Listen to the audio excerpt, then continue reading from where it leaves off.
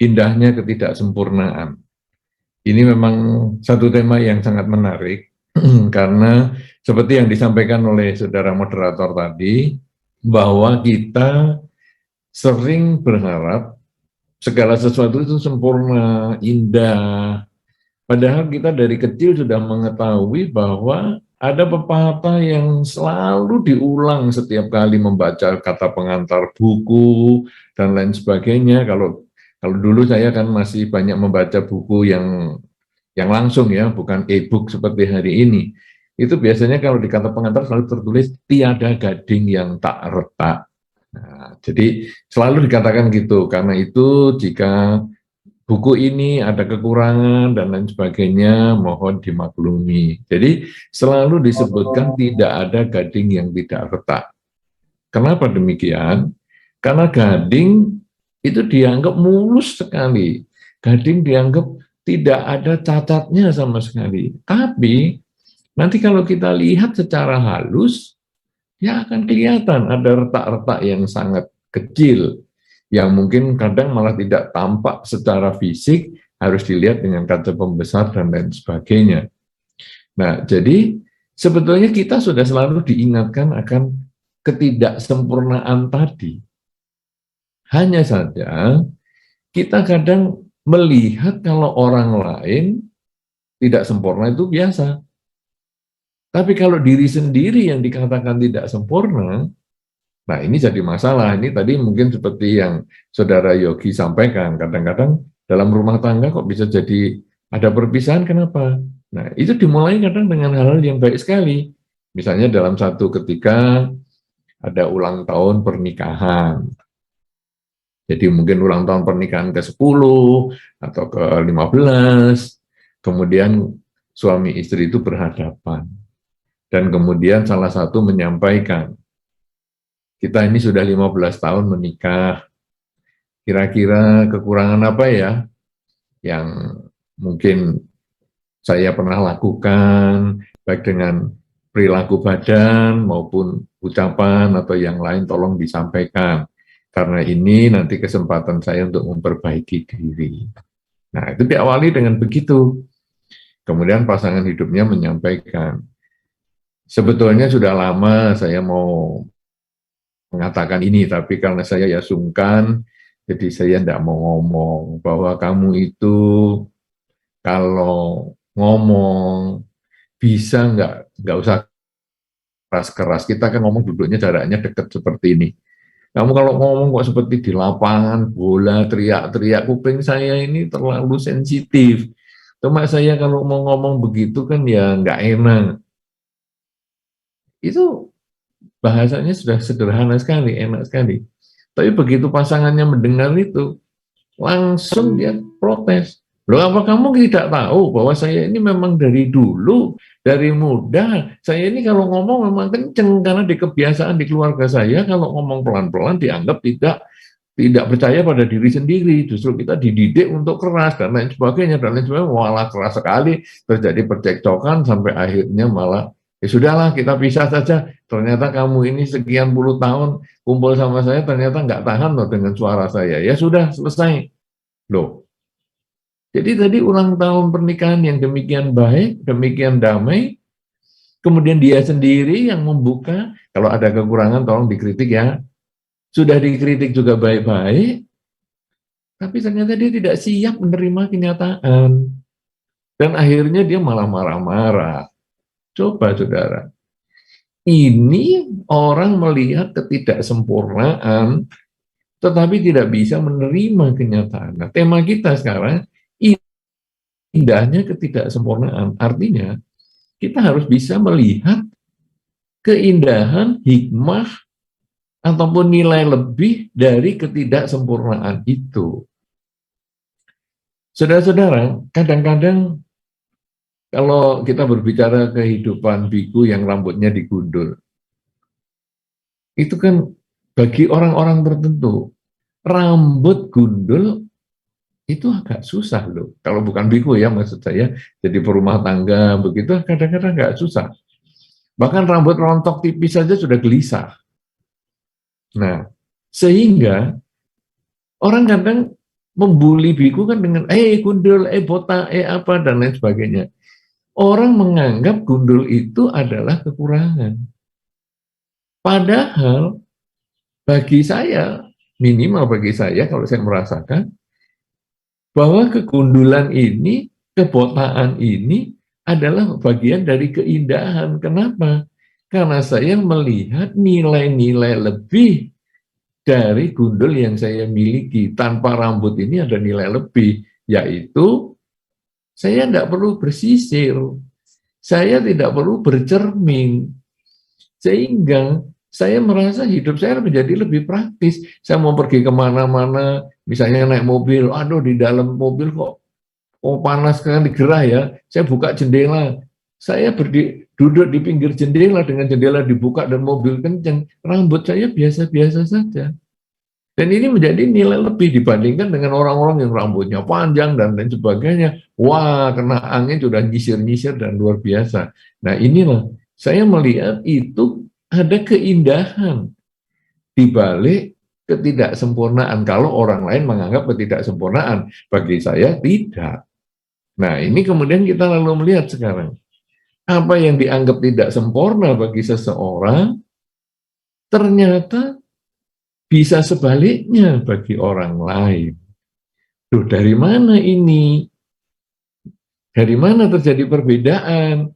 Oh, kalau orang biasa, orang yang tinggal di rumah tangga, rambutnya tipis, rambutnya rontok, kemudian dia mikir, aduh, aku nanti jelek lah, apalah. Jadi dia melihat itu sebagai ketidaksempurnaan. Keinginan dia yang menjebak dia. Bahwa saya ingin rambut saya selalu panjang. Saya ingin rambut saya selalu tebal. Keinginan dia yang menjebak sehingga ketika rambutnya menipis, rambutnya rontok, dia mulai stres. Sebaliknya kalau menjadi biku, saya lalu melihat, loh, justru yang rambut tidak panjang atau dipotong atau dibotangin seperti ini, bagi saya ini menjadi satu kemudahan. Nah ini karena saya merasa keinginan saya menjadi tidak terlalu banyak dengan ngurusan rambut ini. Nah sekarang saudara, kalau begitu, kalau kita tadi menyoroti misalnya dari pandemi dan lain sebagainya nih, bagaimana? Nih ini nanti kita lalu lihat, ada orang-orang tertentu dengan pandemi ini justru mengalami keberhasilan, kesuksesan. Loh, misalnya apa ini? Misalnya adalah orang yang menjual obat-obatan atau vaksin atau apa. Wah, dia atau malah pabrik vaksin misalnya, atau pabrik alat-alat kesehatan misalnya. Ini menjadi dia lebih banyak memproduksi sesuai dengan kebutuhan saat ini. Tapi di sisi yang lain, pandemi ini menjadi masalah. Membuat, aduh, saya ini jadi sekarang nggak bisa kumpul-kumpul ya. Sekarang kalau tadi kan di Indonesian Buddhist Community, biasanya kalau puja bakti banyak orang. Tapi sekarang, ya di tempat puja bakti, orangnya terbatas. Semua melakukan puja bakti di rumah masing-masing. Dan kita sekarang bukan hanya Indonesian Buddhist Community, bukan hanya Singapura saja, tapi sekarang kita bisa mendunia. Bukan hanya Singapura, tapi bisa di Indonesia, bahkan juga di negara-negara lain selain Indonesia. Nah ini kan justru kita lalu melihat, loh, ini pandemi ini membuat Indonesian Buddhist Community Singapura ini menjadi tempat puja baktinya mendunia, mengglobal. Nah ini menjadi satu keindahan. Keindahan ketika kita melihat pandemi ini bukan sebagai musuh, tetapi justru kita menyikapi sebagai satu bentuk ada hikmahnya dalam setiap kesulitan. Nah, saudara-saudara, kemudian kita tarik ke diri kita sekarang masing-masing. Tentu diri kita sekarang punya kekurangan masing-masing. Ada beberapa orang mengatakan, "Duh, Bante, rambutnya kok putih semua?" Oh iya, orang lain menunggu rambut putih sampai usia yang lebih tinggi dari saya. Saya sekarang bisa rambutnya putih lebih awal, berarti saya hemat waktu daripada orang lain yang tadi nunggu waktu lebih lama untuk rambut putih. Nah, dengan seperti itu membuat saya merasa nyaman dengan rambut yang putih ini.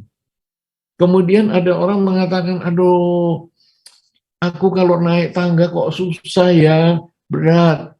Nah, kan kalau Anda pernah pergi ke Wihara Bodhigiri, di situ ada tangga langit yang jumlahnya cukup banyak, itu puluhan. Nah, kemudian orang mengatakan, aduh, aku kok berat sekali ya naiknya. Langsung saya jawab, loh, justru kamu dengan jalan pelan-pelan, kamu bisa menikmati udara di Wihara Bodhigiri. Justru kamu dengan jalan pelan-pelan, maka kamu akan lebih hati-hati, tidak gampang jatuh, dan lain sebagainya. Justru karena kamu jalan pelan-pelan, kamu lebih mudah mengembangkan kesadaran, sehingga kamu tinggal melangkah saja kanan, kiri, kanan, kiri, kanan, kiri, sehingga ketika kamu tidak bisa jalan lebih cepat, kamu tetap menikmati keterlambatanmu atau kelambatanmu berjalan ini, dan itu menjadi keindahan di dalam kehidupan yang dikatakan tadi, indahnya ketidaksempurnaan. Ketika badan menjadi lemah, tapi tetap merasa indah, karena kita menjadi punya kesempatan untuk berlatih meditasi dengan baik. Tapi aku sekarang juga telinganya menjadi tuli. Sudah umurnya bertambah, sekarang pendengaranku berkurang. Loh, itu bagus. Karena ketika umurmu bertambah, pasangan hidupmu juga mulai rewel, kamu tidak pernah terlalu jelas mendengar dia ngomong apa. Dan itu membuat kamu nyaman. Coba kalau kamu dulu setajam waktu kamu masih muda, wah, kamu kena pasangan hidupmu yang rewel, langsung telinga tegak. Tapi sekarang, ngomong apa kamu? Aku nggak begitu denger. Nah kan jadi nyaman. Ini indahnya ketidaksempurnaan. Kemudian ada orang juga mengatakan, ketika ulang tahun yang ke-50 pernikahan, dia mengatakan, menurut kamu,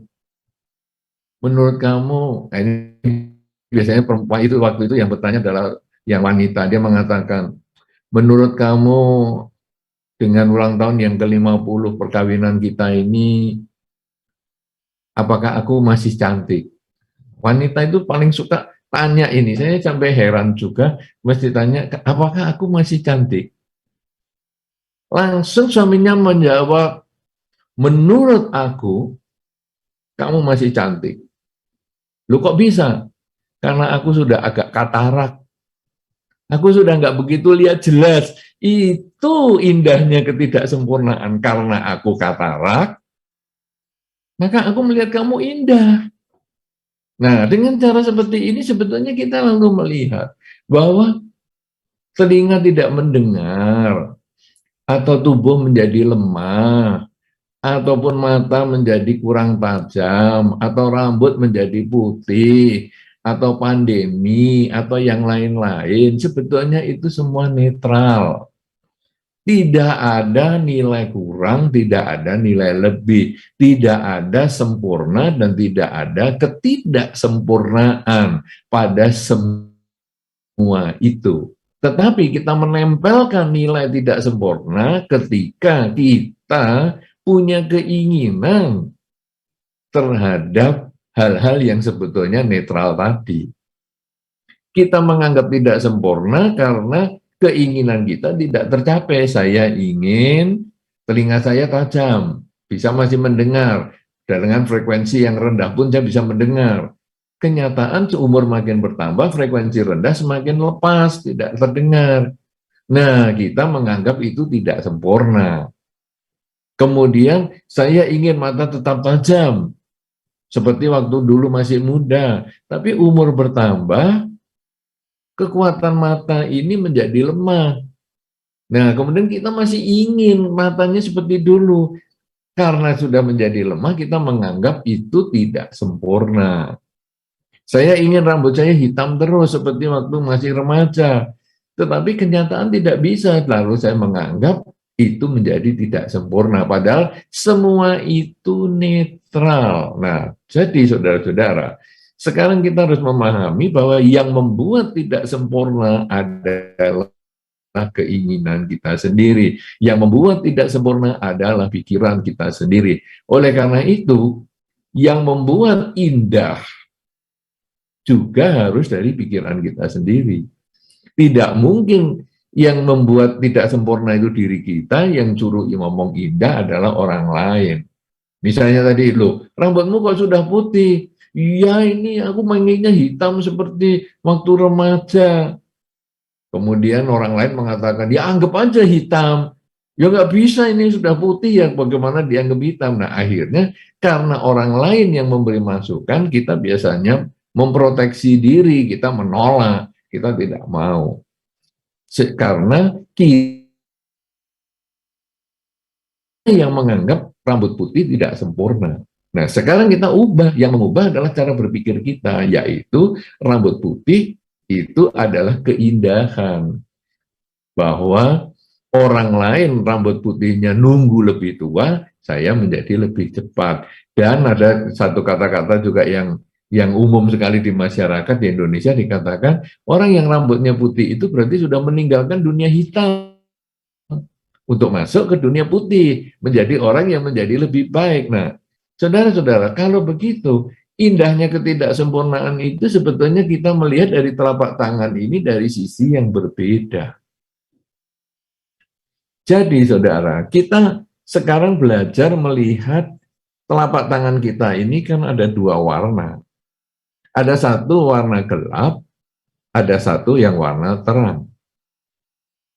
Ketika Anda melihat di dunia ini ada warna terang, Anda ingatlah ada kegelapan di baliknya. Sebaliknya, ketika Anda melihat ada kegelapan, maka ingatlah sebaliknya ada yang terang. Apa ini maksudnya?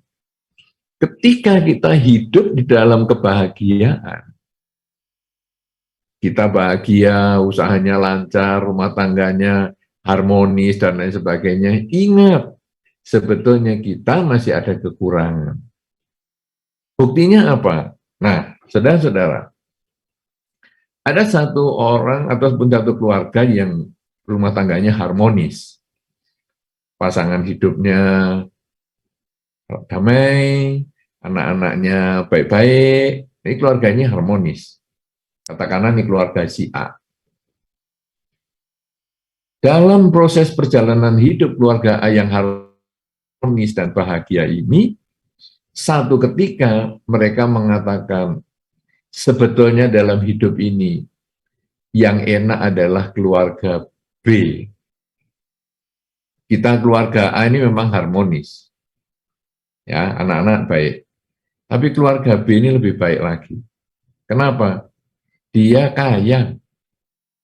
Jadi, dia bisa tiap hari makannya enak-enak, bisa membelikan untuk keluarganya yang bagus-bagus, ada masa-masa liburan dia ke luar negeri, jalan-jalan, bisa membeli barang-barang yang bagus, sedangkan kita ya, karena keterbatasan ekonomi, kita ya semampu kita beginilah, makan ya secukupnya, kita ke luar negeri ya beberapa tahun sekali, dan lain sebagainya. Nah, jadi si B ini kita anggap kaya. Kenapa? Karena dari keluarga si A, uang tidak dimiliki, dan si B punya uang. Tapi ternyata kalau kita melihat lebih dekat dengan keluarga si B ini protes juga dengan si C, keluarga C. Si B mengatakan, memang keluarga kita ini kaya, apa saja kita bisa dapatkan, apa saja kita bisa peroleh. Tapi kita ini sering sakit. Kita ke luar negeri itu karena kita sering berobat. Orang menganggap kita jalan-jalan ke luar negeri, tapi padahal kita berobat. Memang kita punya uang untuk berobat, tapi kita sakit-sakitan. Kita secara umum ya, Kan rumah sakit sekarang kan bagus-bagus nih kalau kita ya lihat ya rumah sakit di mana-mana, hampir di banyak tempat rumah sakit kan indah-indah, bagus-bagus kayak hotel-hotel. Tapi coba kalau kita berkunjung ke situ, kemudian kita ditanya, mau nggak tinggal sini? Ya kita pasti nggak mau. Berapa kali saya kalau membacakan parita untuk orang sakit ke rumah sakit yang bagus juga ditanya gitu. Kan saya sudah ngomong, rumah sakitnya kok bagus sekali. Enak ya tinggal di sini ya, rumah sakitnya bagus. Berarti mau tinggal sini. Oh ya enggak. Nah kenapa? Karena rumah sakit bagus adalah tempatnya orang sakit. Nah demikian pula dengan si B ini. Dia mengatakan kita kaya, tapi ini kita hidupnya dari A ke rumah sakit B, ke rumah sakit C, terus begitu saja. Saya lebih senang keluarga C. C itu sehat, duit tidak banyak, C sehat. Jadi, saya lebih senang kalau seperti keluarga C. Nah, jadi Anda lihat ini, mulai muter sekarang, mulai bergeser. Jadi karena si B ini cuma punya duit, yang tadi diirikan oleh si A, maka dia menganggap dia lebih iri dengan si C, yang walaupun tidak punya duit, tapi rumah tangganya sehat-sehat. Tidak seperti mereka yang sakit-sakitan. Tapi ketika kita lihat lebih dekat lagi, si C ini ternyata iri dengan si A.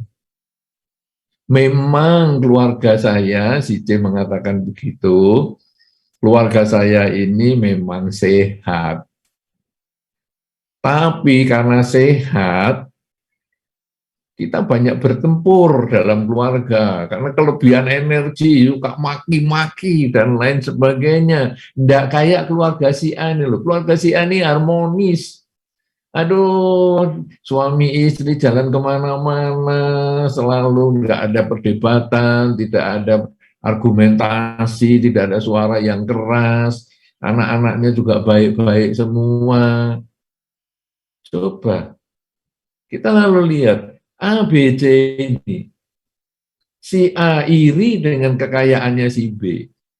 Si B iri dengan kesehatannya si C. Tapi si C iri dengan keharmonisan rumah tangganya si A. Artinya apa, saudara?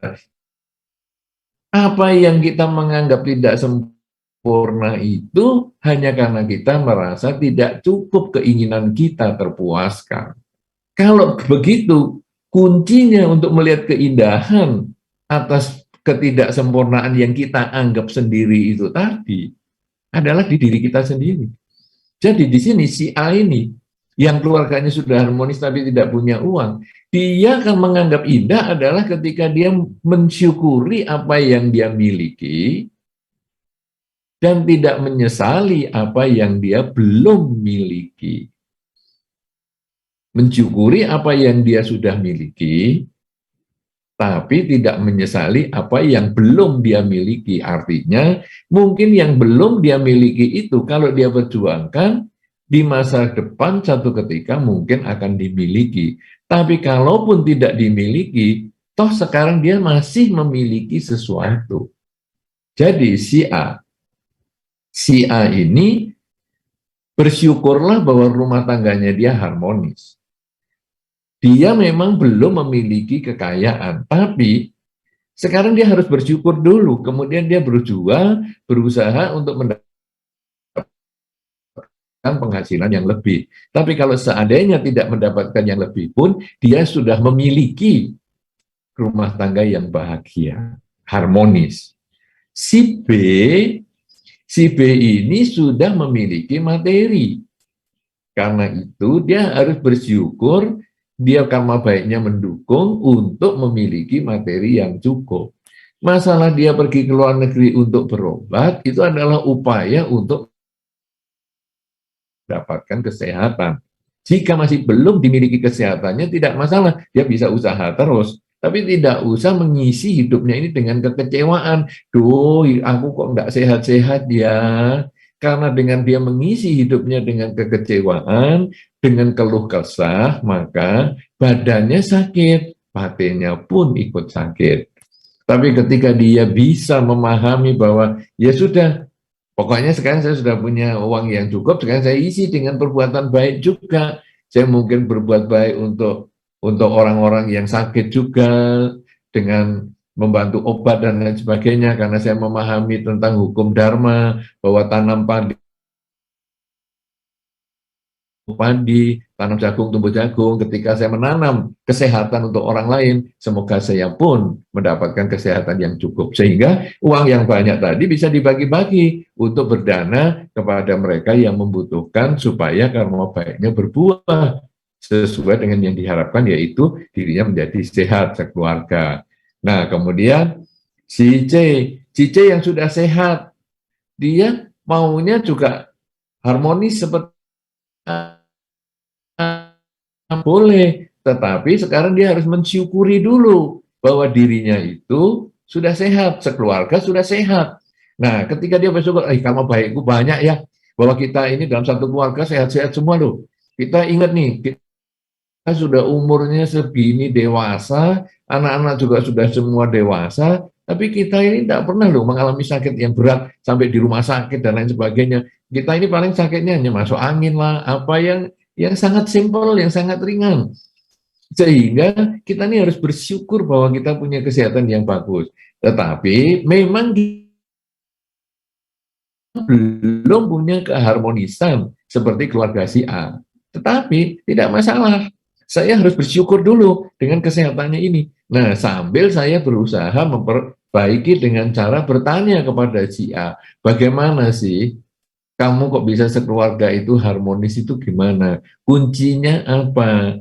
Oh, kuncinya adalah kita ini mau saling mendengar, mau saling berbagi, mau saling memperbaiki diri, dan lain sebagainya. Nah, jadi kesehatan yang sudah dia miliki ini harus disyukuri dulu sebagai buah karma baik, dan kemudian kita belajar untuk mencari peningkatan kualitas diri. Nah, dengan cara seperti ini, maka masing-masing di diri kita ini sebetulnya punya kelebihannya sendiri-sendiri.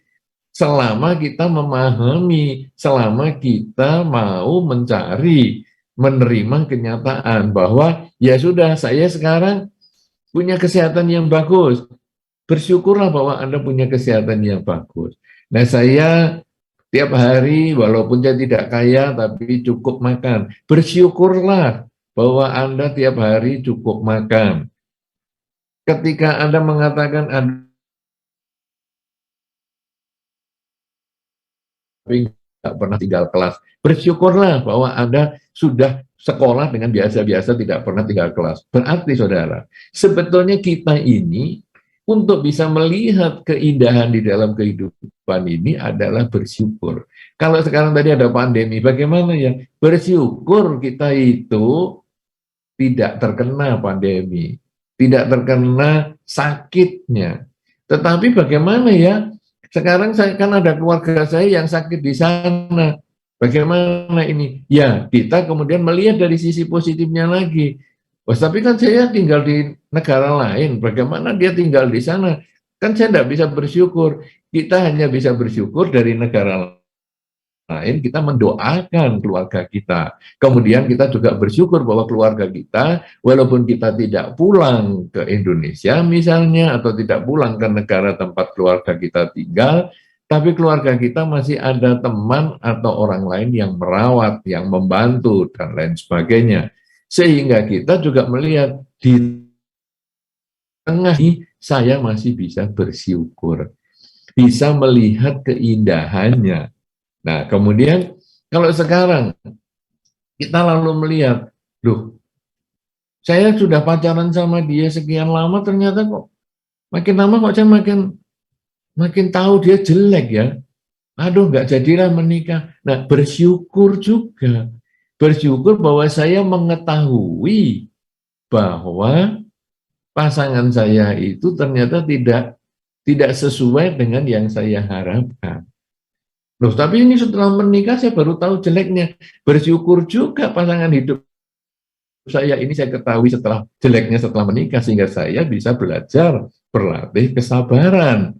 Bagaimana saya bertanggung jawab terhadap pilihan saya, bahwa saya sudah dengan dia, ya saya menerima dia dengan satu paket baik dan buruk. Jadi dengan demikian, Kita bisa melihat ketidaksempurnaan itu sebagai sesuatu yang indah ketika kita justru melepas keakuan kita, melepas ego kita, dan kemudian kita mensyukuri apa saja yang kita sudah dapatkan saat ini. Karena semua yang kita dapatkan saat ini sebetulnya ada bagian dari buah karma baik kita. Cuman kadang memang tidak sesuai dengan yang kita inginkan. Ya inilah yang kita ubah adalah keinginan kita ini. Kita perbaiki dengan mengucapkan dalam batin, memang inilah yang terbaik yang saat ini saya terima.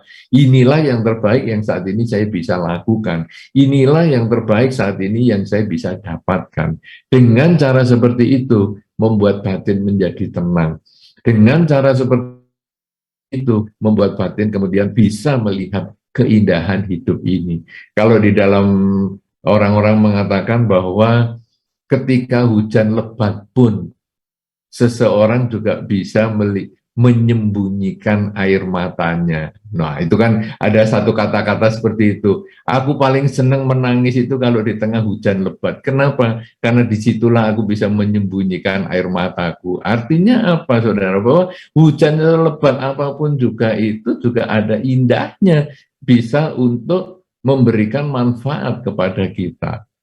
Oleh karena itu, saudara-saudara, mudah-mudahan ini menjadi inspirasi bahwa jangan kita gampang mengeluh dengan apa yang kita tidak miliki. Tapi marilah kita mensyukuri dengan karma baik yang kita sudah miliki, yaitu segala hal yang sudah membuat kita ada sampai hari ini. Kita mengatakan, doh orang tuaku kok yang ini ya, kok bukan yang itu. Bersyukurlah orang tua Anda yang ini. Karena orang tua yang ini yang telah melahirkan Anda utuh dengan kaki. Orang tua yang inilah yang membuat Anda bisa berpikir seperti hari ini. Bersyukurlah seperti itu. Karena ketika mungkin kita dilahirkan, kondisi kita juga tidak sama. Bisa lebih baik mungkin harapan kita, tapi juga kemungkinan lebih buruk. Kenyataannya sekarang kita sudah seperti ini. Loh, kalau aku sekarang kenyataannya saya lahir nggak bisa jalan. Bersyukurlah ketika kamu walaupun tidak bisa jalan, kamu masih bisa melakukan sesuatu yang lain. Karena kalau kita melihat ada satu motivator dunia yang kakinya saja tidak ada, tangannya juga tidak ada, tapi dia bisa menjadi motivator di dunia.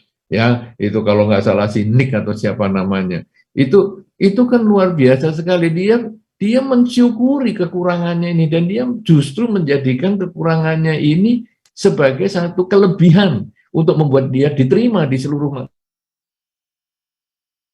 masyarakat, kelompok-kelompok masyarakat, dan dia menjadi motivator yang hebat. Karena itu, saudara-saudara, tangan kita masih lengkap, kaki kita masih lengkap, cara berpikir kita masih oke. Kenapa kita harus selalu menyesali ketidakadaan kita? Marilah kita mensyukuri yang kita ada dengan melakukan pelepasan keakuan. Dan di dalam Dharma sebetulnya pelepasan keakuan ini, ego ini sebetulnya itu yang dilatih, yaitu dengan kerelaan, merelakan keakuan kita dan melihat memang inilah yang saya dapatkan, memang inilah yang saya miliki. Kalau kita mau meningkatkan, kita mulai dengan sedikit demi sedikit, pelan-pelan kita tingkatkan dari yang kita miliki saat ini untuk kita perbaiki. Kalau kekayaan yang kita miliki saat ini, maka kita bersyukur dulu dengan yang kita miliki dan kemudian kita meningkatkan kerja kita supaya kita menjadi lebih banyak lagi di masa depan. Sebaliknya kalau kita merasa kekurangan di dalam cara berpikir kita, bersyukurlah dulu bahwa kita masih bisa berpikir, kemudian kita pelan-pelan memperbaiki dengan berbagai macam sistem untuk kita meningkatkan kecerdasan maupun intelektual kita. Demikian pula dengan yang lain-lain. Kok saya temannya sedikit, tidak apa-apa, teman sedikit ini kita terima dulu sebagai kenyataan, dan mulai dari teman sedikit ini kita pelan-pelan belajar berkomunikasi dengan baik, kita menghargai yang sedikit ini, kemudian kita belajar meningkatkan lagi. Coba kamu kenalkan dengan temanmu yang lain, supaya kita jadi lebih besar grup kita dan lain sebagainya. Itulah yang nanti membuat kita menjadi teman pun menjadi banyak. Kita mulai dari situ sampai nanti kita belajar terus kita tingkatkan untuk menuju ke kondisi yang lebih baik, untuk melihat ketidaksempurnaan itu sebetulnya buatan sendiri, dan keindahan itu pun hasil ciptaan pikiran kita sendiri. Kita mengendalikan diri kita untuk menciptakan keindahan di dalam ketidaksempurnaan. Terima kasih, saya kembalikan kepada saudara moderator.